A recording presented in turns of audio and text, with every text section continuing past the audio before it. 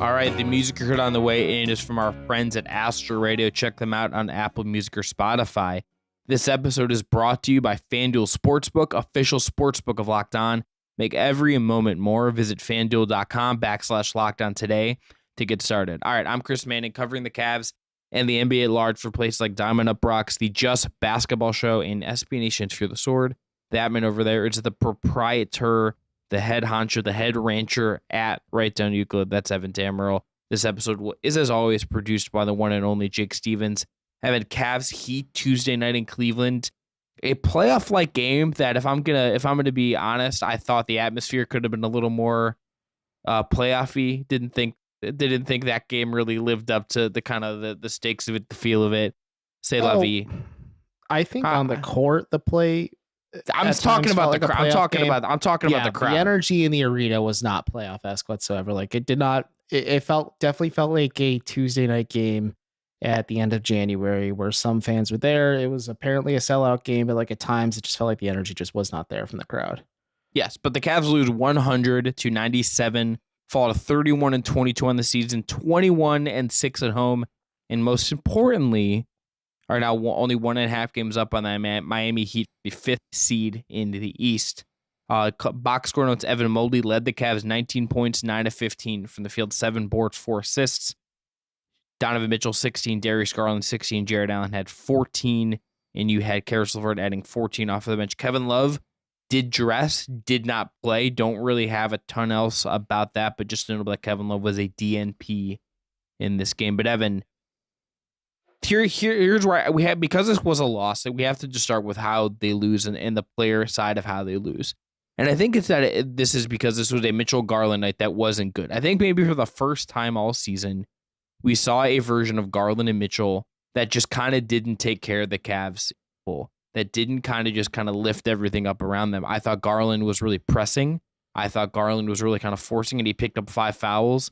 Lately he's been like 9-10 assists versus 1-2 turnovers, and he's at 5 and 3 respectively in this game. The shot making was there. Mitchell just kind of felt like he never got into a rhythm. There's one point he took a long 2, and it's like, oh, he's looking just to get into a rhythm. Even that kind of shot he makes it into the third, which he just kind of berserks his way to a 3 and gets it and beats the buzzer, like didn't really catapult anything else. Neither of these guys really felt like they got into a rhythm, and the Cavs just really offensively could not overcome that. 18 points in the fourth quarter, and it feels like that it all to me extends from those two guys not being at their best against Miami. I think a lot of credit is deservedly, or should be at least, given to Kyle Lowry and Jimmy Butler in that scenario, because they did a good job effectively mitigating the impact of Mitchell and Garland. And we'll talk about Evan Mobley quite a bit in the second segment for sure, but like Karis LeVert to an extent as well. And like the Heat understood the assignment. Like, they can sack off of Okoro, they can sack off of Mobley, who was 0-2 from 3 tonight. They can sack off of Allen, who was 0-0 and has not added to his 3-point arsenal with the Cavs, or 3-point makes with the Cavs rather. So they focused in on the fact that the Cavs do try to get out of the shooting slumps a lot. Like, they try to maybe force things at times for Donovan Mitchell and Darius Garland, especially because Mitchell said post game, like, those two are the head of the snake in this offense, and like the offense starts and ends with them. And I think you're right. Like, you could feel it at times that Garland was pressing in terms of playmaking.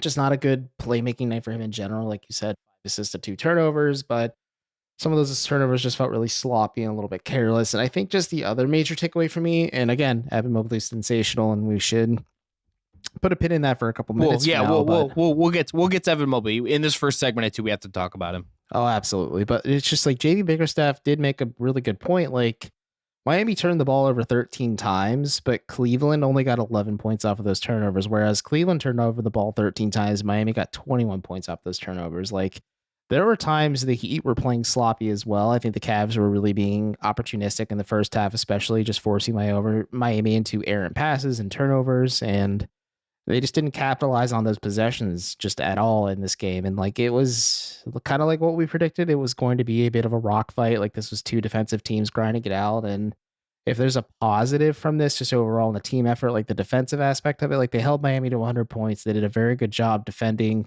the majority of their roster, sans Caleb Martin and then maybe Jimmy Butler down the stretch. But like the Cavs were effective in like mitigating the impact of the bench unit for the Heat, and just try to find a way to kind of gut through this, especially when their 2 offensive cogs just did not have it going all throughout the night. I think that I would expect, Evan, like you get to a playoff series, maybe against Miami, against someone else, you're not going to have this happen with Garland and Mitchell again. Like that, these guys are too good for that to happen again. But it tells you just like how reliant they kind of can be on some of these guys, how they are kind of trying to figure some of this out, kind of with these guys, and you're finding solutions. I felt in this game a little bit, JB Bickerstaff, like kind of like he'd put in Karis LeVert at times and try to go smaller and figure stuff out with like Dean Wade. And like they did get some good looks and they missed some shots, but it's like, there was like just a little bit of trickiness in terms of like figuring out how those two guys kind of could just like, if you're trying to just find the right offensive solutions at times, like Ricky Rubio, I thought did some really positive stuff, but like it kind of wasn't enough. And this was like another game where it's like Jetty Osmond only got 7 minutes, and I kind of understood that, but it's like that's like there's just like it feels at times like they're still very much searching for what works offensively, and that's maybe never going to change, I guess, in some ways. Yeah, and I had some folks reach out to me and also just quote tweet me when they were just frustrated with the fact that Osmonds didn't play in this game. And I think, again, it just comes down to defense. Like, Jetty's shot wasn't falling to start the game, and he was 0-2 from three-point range in those 7 minutes, and he was -5. I know plus minus isn't a good indicator, but not encouraging stats. But I just think defensively, like, he wasn't working. The Cavs wanted to lean more on maybe a guy they trusted in Karis LeVert, or maybe a guy in Dean Wade who they had high hopes of kind of being just like that core rotation piece. And I still think he can be that guy. It's just questionable what he can and can't do. But I think just this game is like a weird. This game kind of just proved. This game proved to be a weird fit for him. Like, Evan Mobley subs out, and Jimmy Butler just kind of catches on fire and roasts Dean Wade in the first quarter, and then he sub Evan Mobley back in, and he kind of shuts off the water a little bit to Jimmy Butler and kills a little bit of that momentum. And I noted this to you. Either want to say towards the end of the third quarter, maybe midway into the fourth. Bickerstaff subbed out Mobley for Isaac Okoro instead of subbing out Karis LeVert for Isaac Okoro, and the Cavs ran a lineup of, I believe, Mitchell, Garland, LeVert, Okoro, and Allen, I want to say, or something like that. And it just got shredded defensively. Like, I think the Cavs just sometimes maybe are experimenting a little bit too much and maybe not leaning on what they know does work. But it's tough because there's a lot of good, especially in that first half that the Cavs had, especially defensively. Like, they were frisky. They put a lot of energy. They're taking advantage of the fact like this is a Heat team that's pretty incomplete right now. Just some of the key guys out besides, Bam and Jimmy, of course. But it just, the Cavs just kind of fell apart, and kind of when things got tight, they crumbled under pressure for, I believe, the 7th time this season. Yeah, they're a little bit under 500 in some of these close games. They dealt, I think, pretty well with Jimmy Butler for a lot of this game, but some of the execution late left you a little bit wanting, and Jimmy just kind of got through spots to Mitchell. Then Mitchell got an all right look considering they had to go the full length of the court at the end of the game to get off a look. They didn't foul him up 3. Salute to the Heat for not fouling up 3. I love when teams don't foul up. But he doesn't make it, doesn't go in, and they go home with a loss. And I think there's parts of this that I think, like, defensively, this was like a very good Cavs performance in a lot of ways. This was coming in. We talked about this on the Tuesday show. Like, we talked about how these are both really good defensive teams, and this could be a really grimy, gritty game. That this lived up to that. The Heat just kind of handled some of their offensive stuff a little bit better. Some second chance points that gave them some advantages, and that ultimately was enough. All right, we're gonna go into break.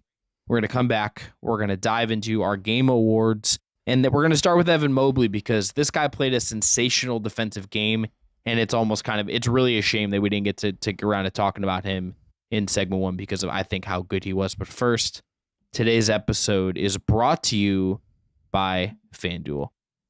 This year, the only app you need at your Super Bowl party is FanDuel, America's #1 sportsbook. Look, we're really excited about our new sports betting partner for Locked On because they're the #1 sportsbook in America, and that's FanDuel. And if you're new to FanDuel, that's even better. They have so many great features that make betting on sports fun and easy.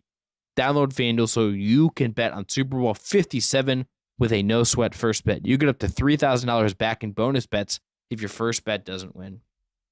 FanDuel lets you bet on everything from the money line to point spreads to who will score a touchdown. Right now, they have the Eagles at 1.5 point favorites in that game. They have Travis Kelce at -125 to score a touchdown in terms of touchdown odds. That's the best odds of any player in the game. Look, the FanDuel Sportsbook app is safe, secure, and super easy to use. Best of all, you can get paid your winnings instantly. Look, I love using FanDuel. It's really easy to use when I need to check odds for games, check the spreads around the NBA in a given night, and it has everything you're looking for in a sportsbook app. If you're an NBA fan specifically, they offer no sweat same game parlays on Thursday for TNT primetime nights. So join FanDuel today at FanDuel.com/lockedon to claim your no sweat first bet on Super Bowl 57. That's FanDuel.com/lockedon. Make every moment more with FanDuel, official sportsbook partner of the NFL. Back here, Locked On Cavs